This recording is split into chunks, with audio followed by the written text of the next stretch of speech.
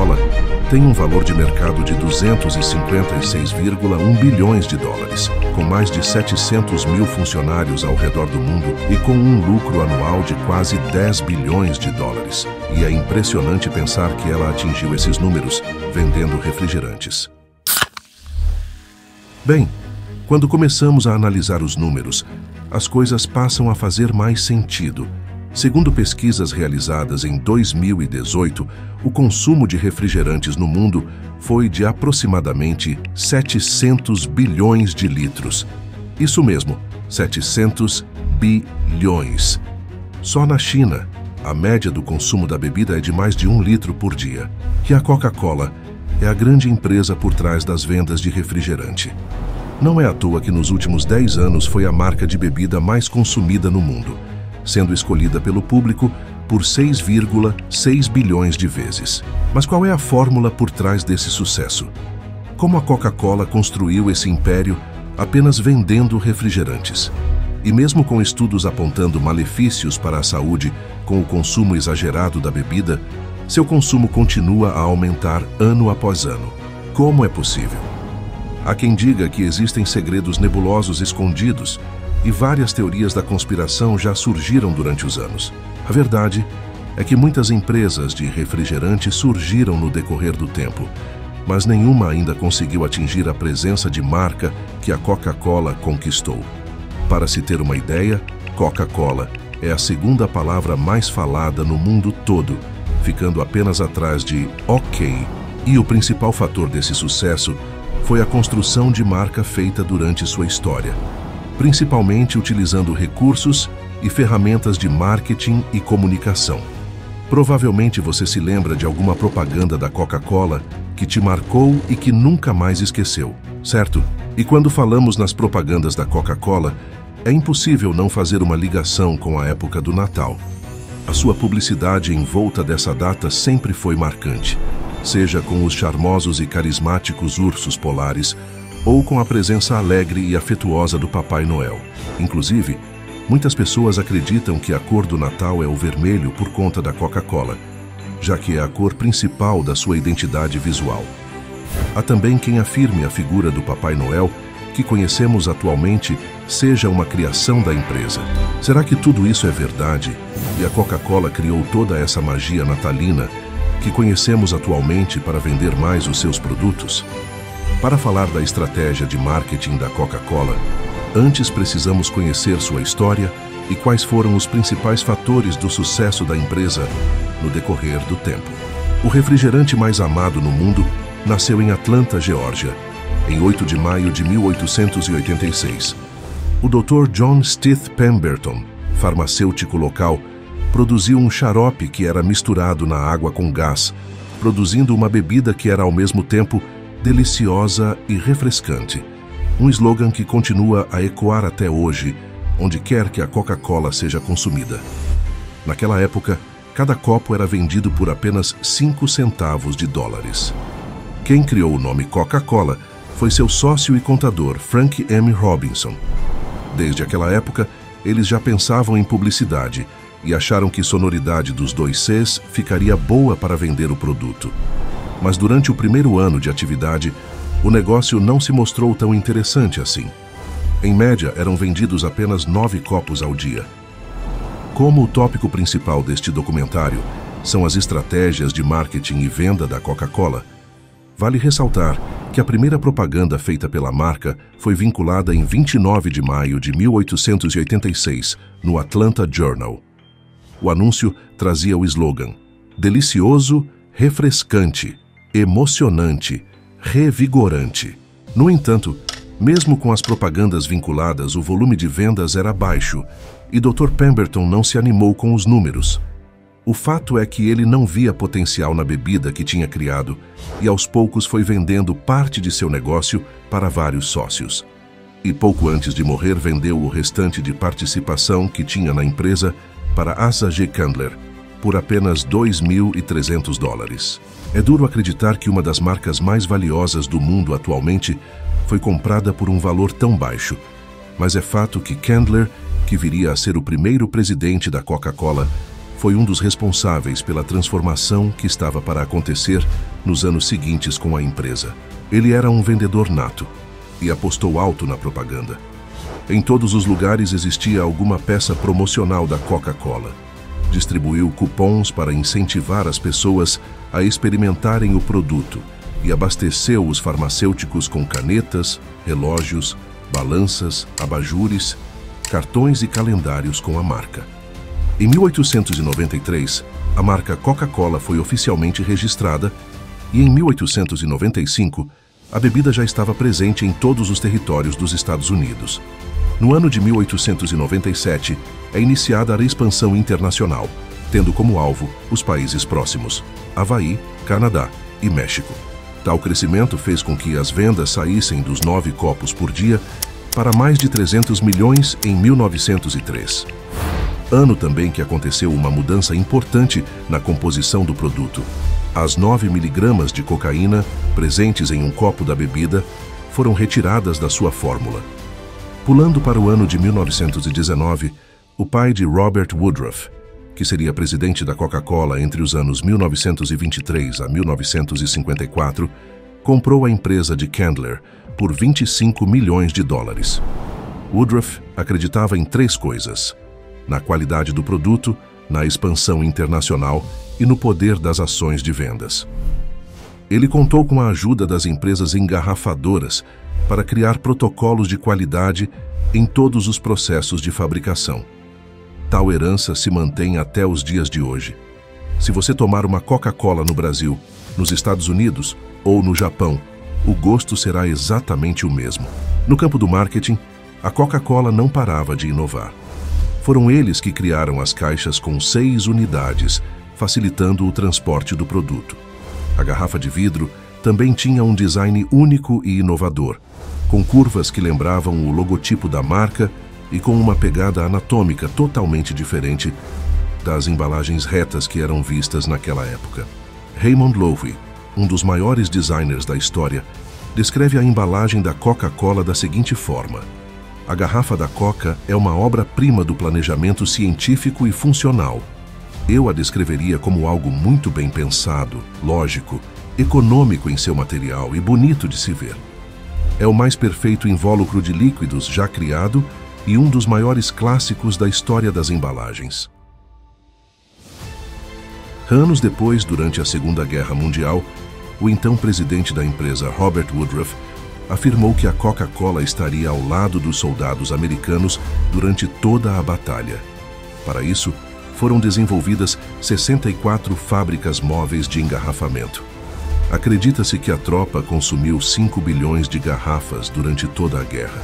Cada unidade era vendida por apenas 5 centavos de dólar. Essa exposição massiva em outros territórios ajudou a Coca-Cola em seu projeto de internacionalização, sendo licenciada em vários territórios que de alguma forma sofreram alguma influência do exército dos Estados Unidos. Inclusive, o Brasil é um desses países, tendo a primeira fábrica fundada no Rio de Janeiro, em 18 de abril de 1942. Todos esses fatores foram fundamentais e determinantes para o sucesso da Coca-Cola. Mas talvez a estratégia mais importante ainda não tenha sido falada. É impossível pensar no Natal e não lembrar da Coca-Cola, seja por conta das tradicionais propagandas, ou até pelo caminhão cheio de luzes e enfeites que passa de cidade em cidade durante o mês de dezembro. Mas como foi construída essa associação? Qual a relação da Coca-Cola com o Natal? Para responder essas perguntas e entender o que é fato e o que é mito a respeito deste assunto, precisamos voltar ainda mais no tempo e conhecer a origem do Natal e da figura do Papai Noel. O Natal é uma data comemorada pela Igreja Cristã para celebrar o nascimento do menino Jesus no dia 25 de dezembro. No entanto, a festa nem sempre teve esse significado. No início, ela era destinada a celebrar o nascimento anual do Deus Sol, no solstício de inverno. Somente no século III, a Igreja Católica ressignificou essa data, estimulando a conversão dos povos não cristãos que eram dominados pelos romanos. Atualmente, o Natal é uma data festiva, e uma das mais esperadas por muitas pessoas. Existem vários rituais e símbolos ao redor dela, como o presépio, a troca de presentes, as árvores de Natal, as luzes, entre outros. No entanto, nenhuma imagem representa tão bem o Natal quanto a figura do Papai Noel. E é exatamente aqui que a Coca-Cola entra no jogo, sendo responsável por criar o estereótipo do bom velhinho que conhecemos nos dias de hoje. Mas verdade seja dita, a representação do Papai Noel é muito mais antiga que a Coca-Cola. Na realidade, a história do Papai Noel remonta ao século IV d.C., na região que hoje conhecemos como Turquia. Lá existia um bispo cristão chamado São Nicolau de Mira. Ele era de origem rica e, após a morte dos seus pais, recebeu toda a riqueza da família. Passou a utilizar dessa herança para ajudar pessoas mais necessitadas. Uma das histórias mais conhecidas foi quando São Nicolau ajudou uma família pobre com 3 filhas que não tinham o dote para casar. Foi aí que o bispo jogou na casa delas 3 sacos de moedas de forma anônima, evitando assim que elas fossem obrigadas a entrar na prostituição, que naquela época era comum para as mulheres que não casavam. A imagem do Papai Noel, Santa Claus em inglês, chegou à América do Norte por meio dos imigrantes holandeses que acreditavam em Sinterklaas. Perceba a semelhança do nome com Santa Claus, uma figura associada a São Nicolau. Esses imigrantes fizeram parte do grupo que se estabeleceu em Nova Amsterdã, conhecida atualmente como Nova York. Mas foi somente no século XIX que a representação do Papai Noel começou a ficar parecida com a que conhecemos hoje em dia. Tudo por conta de um poema chamado Uma Visita de São Nicolau, escrito por Clement Clarke Moore para seus filhos, e que descrevia a figura de um velhinho com um trenó, renas e um saco de brinquedos. Veja um trecho da obra. Daí, num piscar de olhos, ouvi alguns sons no telhado, a batidinha dos cascos das renas e o movimento empinado. Quando estava me virando com esta imagem na mente, descendo pela chaminé, São Nicolau vinha de frente, vestido todo de pele, da cabeça até o pé, a roupa toda manchada de cinzas da chaminé, um saco cheinho de brinquedos nas costas ele tinha agora. Parecia um ambulante abrindo sua sacola. Mas apesar desses elementos tão característicos ao bom velhinho, sua aparência ainda era ilustrada de uma forma muito diferente do que conhecemos atualmente. Ele vestia uma batina de bispo e uma pele escandinava de animal de caça. Era também descrito como um homem alto e magro. Em 1931, a equipe de publicidade da Coca-Cola decide usar a imagem do Papai Noel em suas peças. Um dos principais objetivos era fortalecer a venda da bebida durante o inverno rigoroso, característico da época de Natal nos Estados Unidos, já que até então ela tinha um apelo de ser refrescante e era muito mais consumida nos períodos quentes do ano. Provavelmente a Coca-Cola não tinha ideia do impacto que essas campanhas causariam. O ilustrador Haddon Sundblom, a pedido da empresa, foi o responsável por desenhar um Noel diferente, fazendo com que ele fosse mais humano. Sundblom se inspirou então no poema que comentamos anteriormente. Lá Noel era descrito como uma figura carinhosa, calorosa, amigável e fofinho, muito em linha com a imagem que a Coca-Cola queria criar para o bom velhinho. Em um outro trecho da obra é utilizada a descrição. O rosto era bem redondinho e a barriguinha rechonchuda era ela que tremia enquanto ele ria, igual gelatina em uma tigela. Ele era gordinho e fofinho, um elfo alegre e velhinho. Eu não consegui evitar de soltar um sorrisinho. O Noel de Sundblom estreou em 1931 nos anúncios da Coca-Cola, na The Saturday Evening Post, e apareceu regularmente nesta revista, assim como na Ladies' Home Journal, National Geographic, The New Yorker, entre outras. Apesar de muitas pessoas atribuírem à Coca-Cola o fato dele usar um traje vermelho, isso não é verdade. Antes dessas propagandas, as pinturas já utilizavam a cor em representações de Noel. Sundblom ficou responsável por criar ilustrações do bom velhinho para a Coca-Cola até o ano de 1964. Suas pinturas a óleo originais foram adaptadas para os anúncios em revistas, displays de lojas, outdoors, cartazes, calendários e bonecos de pelúcia. Essas obras são um dos patrimônios mais valiosos da empresa até os dias de hoje. As peças já foram expostas em muitos lugares ao redor do mundo, inclusive no Museu do Louvre, em Paris. Atualmente, elas podem ser vistas no Museu World of Coca-Cola, em Atlanta. A Coca-Cola continua a usar a imagem do Noel, que ela criou até os dias de hoje. Sempre que chegamos próximos ao Natal, campanhas publicitárias invadem a televisão e a internet. E provavelmente, essa estratégia ainda continuará a ser usada por muitos anos, devido à sua grande identificação com o público. De acordo com pesquisas, a Coca-Cola Company, que hoje possui mais de 500 marcas diferentes em seu portfólio, vende 1,7 bilhões de latas, copos ou garrafas, ou seja, quase 20 mil unidades por segundo. E com certeza o marketing e as estratégias ousadas de venda são grandes responsáveis pelo sucesso da marca. Em 2022, ela ficou entre as 25 empresas que mais investiu em publicidade no mundo, com o espantoso orçamento de 4,1 bilhões de dólares. E apesar de todos esses números grandiosos, a Coca-Cola ainda tem vários desafios pela frente. Um dos mais importantes é a questão da saúde e o quanto as bebidas que ela produz podem ser prejudiciais. Para você ter uma ideia, em uma lata do refrigerante existem 37 gramas de açúcar, o equivalente a 7 colheres de chá.